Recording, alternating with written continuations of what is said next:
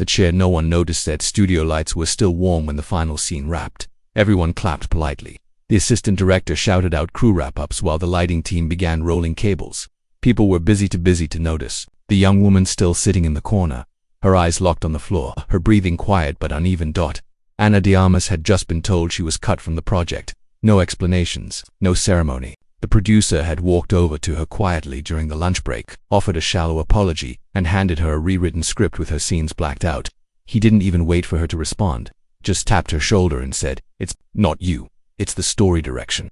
For the past 3 months, she had shown up early, stayed late, memorized every line, smiled through rehearsals, and taken notes humbly even when they weren't meant kindly.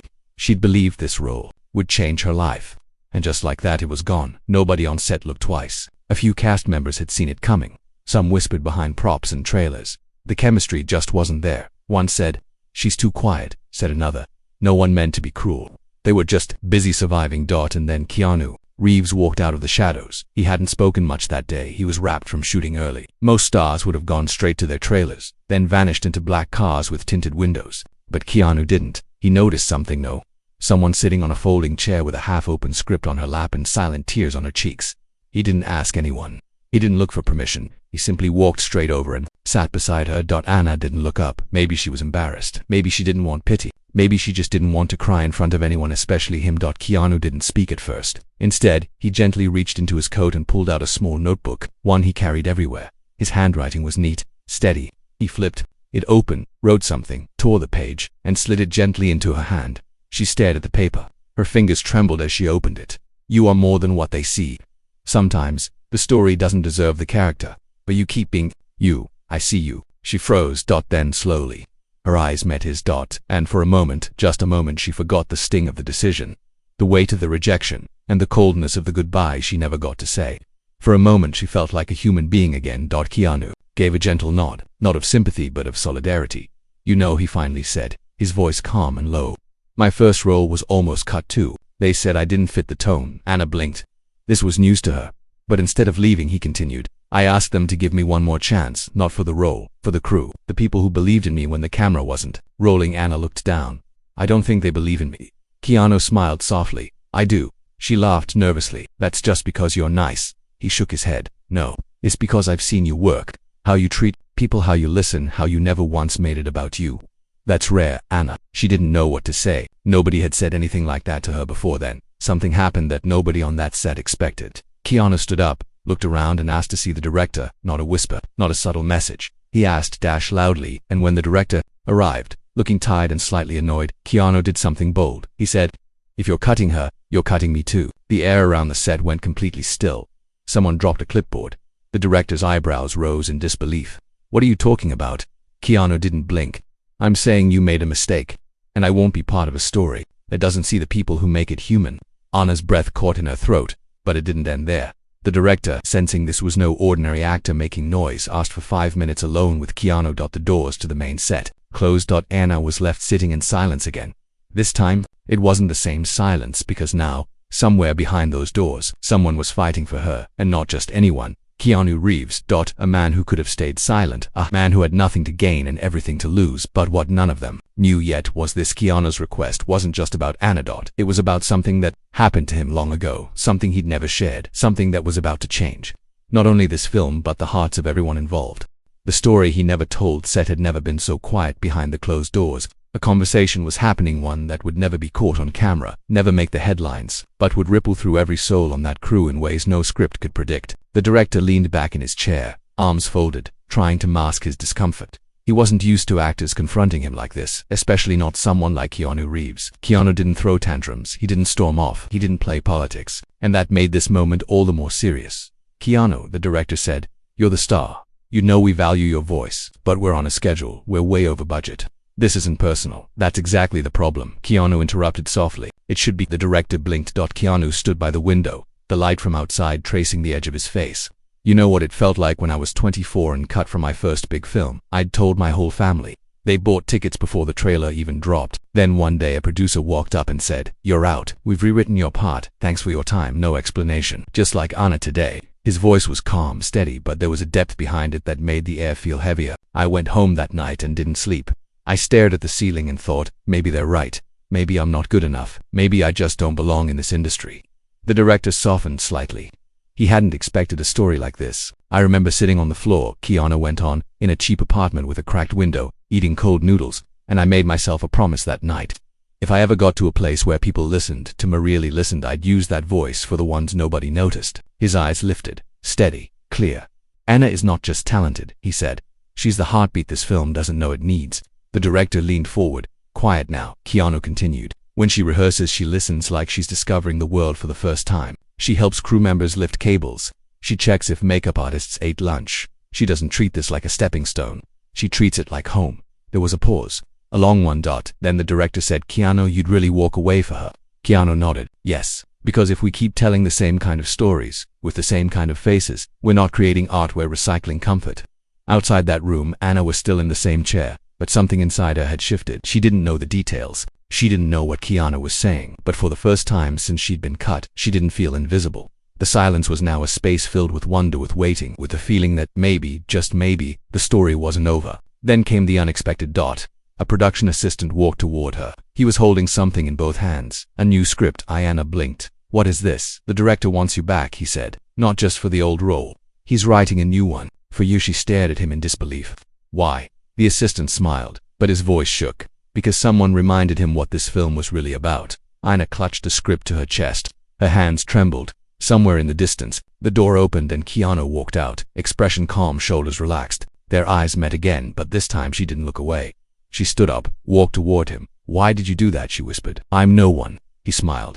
Not because he disagreed, but because he knew she was wrong. That's exactly why, he said. Because everyone starts as no one, and then someone chooses to see them. The crew, sensing something had shifted, paused their work. Even the lighting guy, halfway through a coil of cable, stopped and watched the quiet exchange. Anna looked down at the new script, but when she flipped through it, her face changed. This wasn't just a rewritten scene, this was a whole new character, and the first page had a name scrawled in pen. Not her character's name, her real name, for Anna. It read, because some lights don't wait to be switched on, they shine anyway. The director walked out a few moments later. He didn't say much, just nodded once in Keanu's direction, then turned to the crew and said, we're making changes. Keep your cameras ready. But while everyone went back to work, Keanu quietly stepped away. What Anna didn't know, what no one knew, was that this was not the first time he had done something like this, and it would not be the last. Because for Keanu, these weren't moments of heroism, they were promises kept. From a cold apartment, from a younger version of himself, from a time when he, too, sat alone, and no one came. The scars he never hid 3 days later. The studio felt different.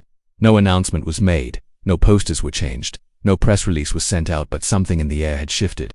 Maybe it was the way the crew greeted each other with more softness, or how the background actors stopped rehearsing lines just long enough to notice someone struggling nearby. Maybe it was the way Anna walked onto the set, not with pride, but with gratitude etched into her every movement. And still, Keanu remained the same. He didn't seek attention. He didn't talk about what happened behind closed doors. He just showed up on time, listened deeply, and disappeared quietly at wrap.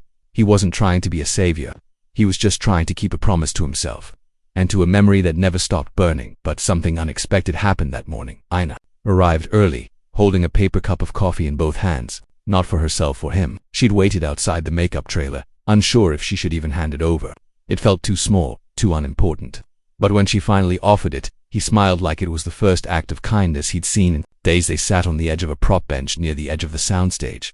Just them, just quiet. Anna spoke first, softly. Can I ask you something personal? Keanu nodded once. Why do you always help people without anyone knowing? He looked at the floor for a moment, then back at her. Because once, someone helped me. They never asked for thanks. They just showed up when no one else did. He didn't go on, not at first. It looked like he might stop there. But Anna didn't move, didn't press, didn't fill the silence with noise. And maybe that's why he continued. I was 17, living in Toronto. I had just lost someone close, someone I thought would be in my life forever.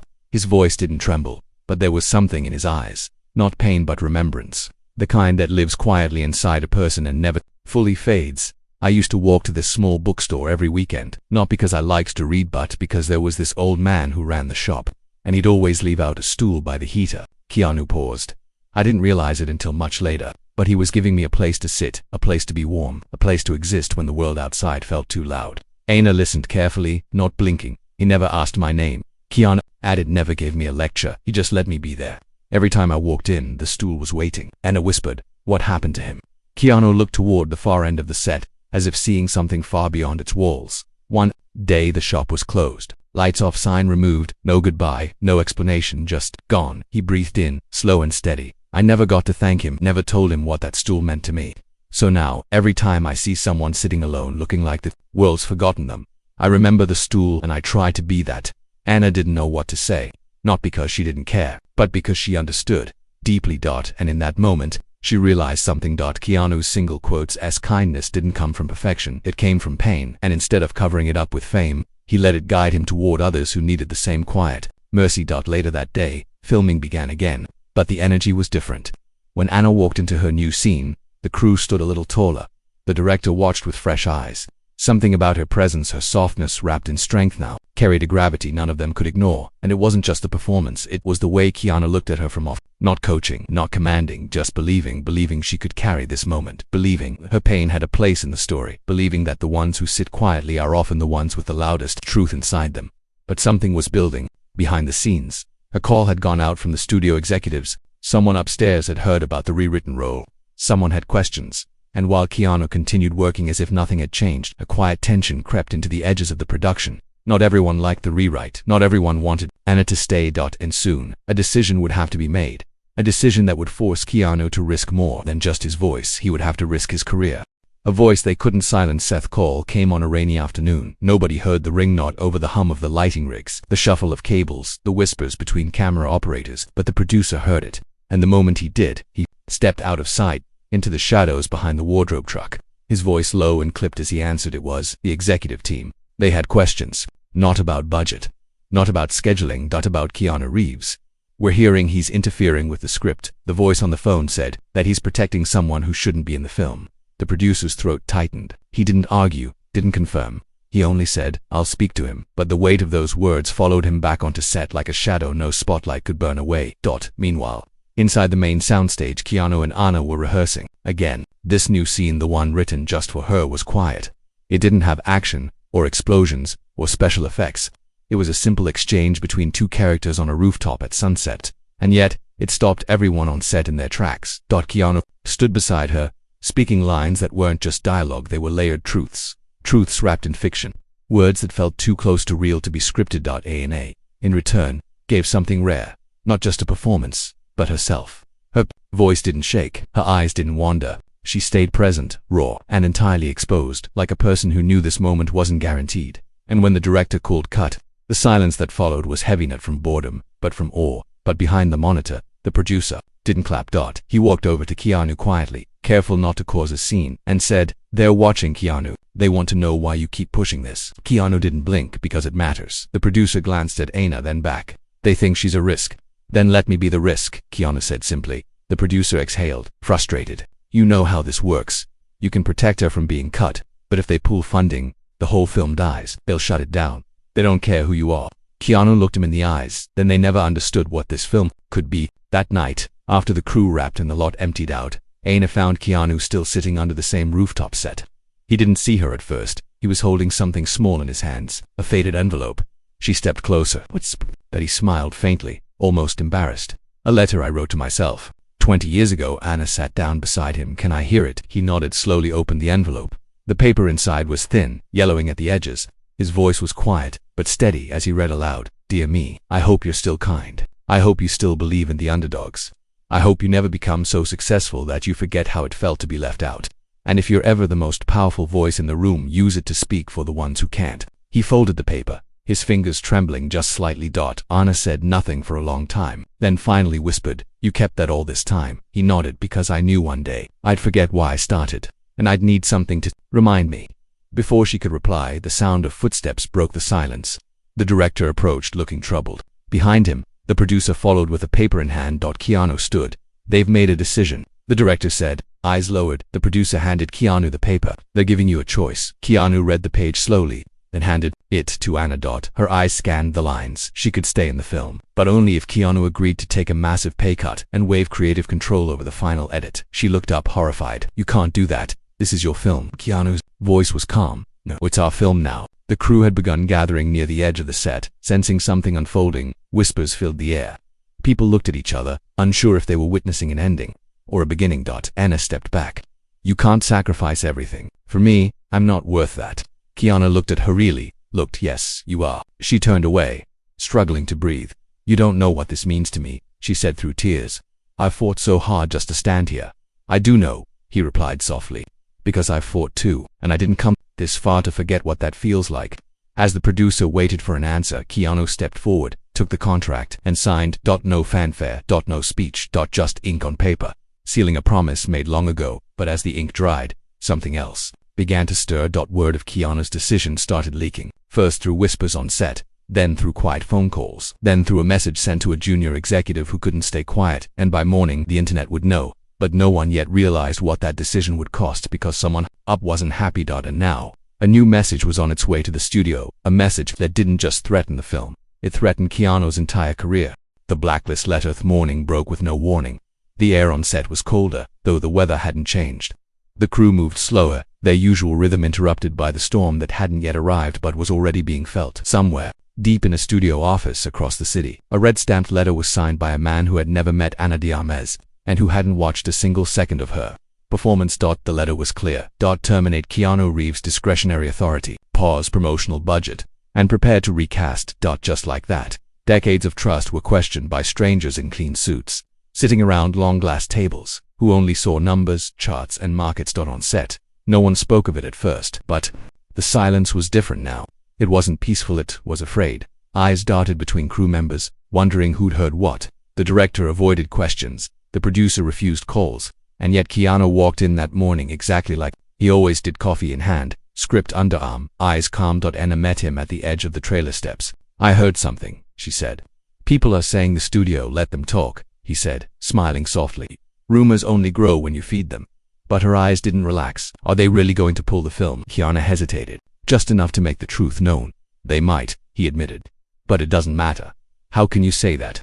She asked, her voice shaking. This could end everything for you. He looked at her not as a co-star, not as a rising talent, but as someone who had once stood exactly where she stood now, afraid, uncertain, but full of something the world hadn't yet seen. I didn't come here to protect my career, he said. I came here to protect the kind of world where someone like you gets to finish a story. Behind them, the director stood quietly in the doorway, listening, and for the first time in a long time he saw what it meant to make a film that mattered. But the pressure grew quickly. By midday, the legal department sent warnings to the executive producers. Phones buzzed, contracts were reviewed, insurance providers threatened to pull coverage, and in the middle of it all, a junior assistant accidentally leaked the blacklist email, an internal message stating that Keanu Reeves was to be excluded from future studio lead projects until further notice. When the leak hit the industry and shockwaves followed, agents whispered about betrayal, film students tweeted about courage, directors texted each other late into the night, unsure whether to admire him or distance themselves. But Keanu remained silent, not because he had nothing to say, but because the noise outside wasn't going to define the story inside. Instead of hiding, he made a quiet decision. He asked the director for one last scene, just one. It won't be in the final film, Keanu explained. This is just for her. So they gathered a small crew, no lights, no makeup, just a rooftop set in a late afternoon sun. Anna stood opposite him, confused. What are we doing? He handed her a page. You'll understand when it's over. The camera rolled. In the scene, Anna's character stood at the edge of the rooftop, unsure whether to stay or leave. Her eyes were tired, her voice small, and across from her, Keanu's character didn't try to convince her. He just listened, and when she asked, "Why are you still here?" he answered, "Because someone once stayed for me, and that changed everything." The camera didn't cut. It just stayed watching two people who weren't acting anymore. When it ended, Anna didn't say a word. Her hands were shaking. "Why did you do that?" she finally asked. Keanu looked down. "Because even if the film disappears, this moment doesn't have to." By the time the next morning came, the headlines had already begun. Keanu Reeves blacklisted by major studio. Reeves sacrifices role to defend newcomer. Keanu Reeves, the last good man in Hollywood. But behind the headlines, something else was happening. A silent uprising. Smaller directors began tweeting their support. An indie studio offered to finish the film independently. Fans around the world posted the rooftop scene, calling it the most honest performance they'd ever seen. Anna, watching it all unfold, found herself at the center of a storm she never asked for but was no longer afraid of, because someone had believed in her when she had nothing to offer but heart. And now, others were beginning to believe too. But while the world argued over contracts and controversy, Keanu sat quietly on a bench behind the set, a folded piece of paper in his lap. The letter from the studio. But another. The one he'd just written. His own goodbye. The letter they weren't supposed to see. The bench was old. A prop from another film, forgotten near the edge of the backlot. Keanu liked it that way. quiet, worn down. Something about it reminded him of the bookstore stool from his youth, one place he felt seen without being spoken to. He sat there now, hands resting over the folded letter in his lap. It wasn't long, barely a page, but it carried the weight of years, of unspoken thoughts, of the kind of truths no red carpet interview ever allowed. He hadn't meant for anyone to read it, but fate has a way of finding open doors. Anna was the one who found him.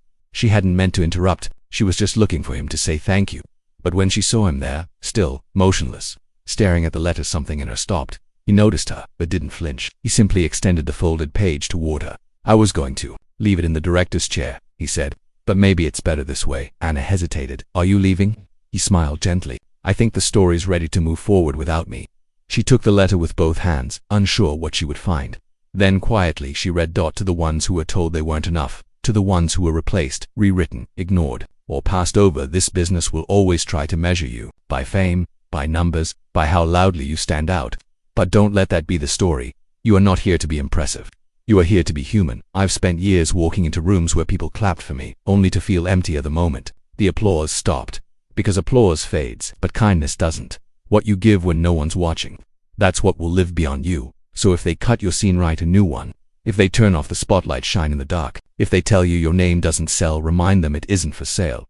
I'm stepping back now, not because I've lost, but because the world needs to hear someone else's voice, like yours. Stay kind, stay real, stay you. Keanu didn't to speak for a long time after reading it. When she finally looked up, her eyes were wet, but her voice was steady. You could have walked away quietly. Let the world forget this. Keanu nodded. Maybe, but then the lesson would disappear too. She took a deep breath, then did something that surprised even herself. She handed the letter back, but instead of folding it, she added her own signature beneath his name.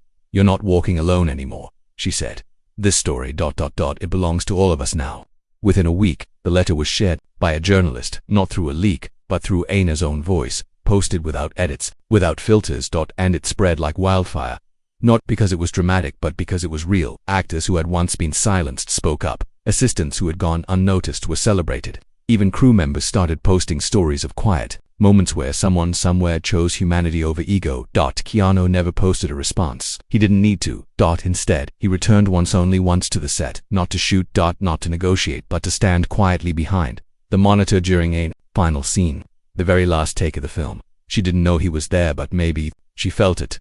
Because when she delivered her closing line, a soft, trembling sentence about choosing love over legacy, she didn't act. She simply lived it.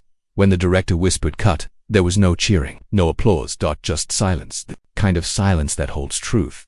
And then, slowly, one by one, the crew stood, not for the film, not for the performance, but for what it had come to represent. When Anna turned and saw Keanu there, a few feet behind the camera, she smiled, not with surprise but with understanding. Because the man who once sat quietly in a bookstore, who believed kindness was stronger than credit, had given her something no studio ever could: a voice, a place, and the courage to stay in the room. The film was released 6 months later under a different banner, funded by the very fans who had read the rooftop scene and the letter. Critics called it a quiet masterpiece. Audiences called it something more. They called it honest. Keanu never accepted another major studio contract after that, but his name, it never faded. Because he had chosen something stronger than fame. He had chosen to lift others, and for the first time, Hollywood started to follow, not because he was louder, but because he had stayed kind when no one was looking. And kindness never goes unnoticed forever.